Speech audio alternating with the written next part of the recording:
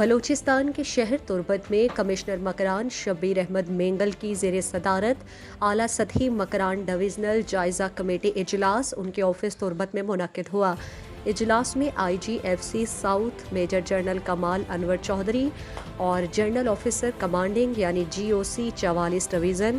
Major general Inayat Hussain اور rear admiral commodore west Javed Hussain نے خصوصی طور پر شرکت کی۔ اس موقع پر deputy commissioner Kech Hussain Jan Baloch, V C Turbat university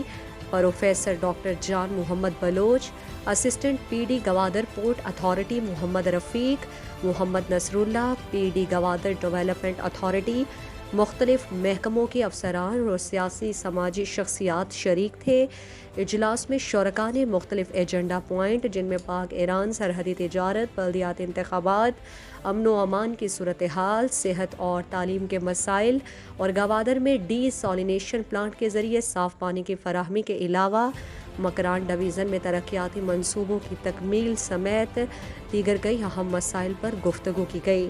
commissioner Makran Shabbir Ahmad Mengal نے ابتدائی کلمات میں میٹنگ کے شرکاء کا شکریہ ادا کیا اور کہا کہ ڈویژنل سطح پر جائزہ کمیٹی کے اجلاس کا مقصد سویلین اور عسکری حکام سمیت تمام سٹیک ہولڈرز کے ساتھ مل کر یہاں کے مسائل کی نشاندہی کرنا ہے اور ان مسائل کے حل کے بارے میں ایک مشترکہ حکمت عملی ترتیب دینا ہے تاکہ علاقے کے عوامی مسائل میں کمی لا کر عوام کو ریلیف پہنچایا جا سکے۔ اس دوران I G F C south major general Kamal Anwar نے گفتگو میں کہا کہ ایف سی اور پاک فوج سویلین اداروں کی مدد کے لیے ہر وقت تیار ہے اور وہ امید کرتے ہیں کہ تمام شرکاء اپنے مشوروں اور تجاویز کو ایک دوسرے کے ساتھ شیئر کریں گے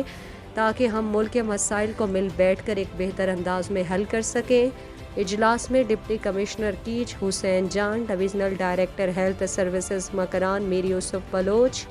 divisional director education Makran Abdul Ghafoor Dashti, D I G police Makran Ghulam Azfar اور دیگر ڈویژنل افسران نے اپنے اپنے متعلقہ امور پر بریفنگ دی۔ اجلاس میں سیاسی جماعتوں کے مقامی مرکزی رہنما سمیت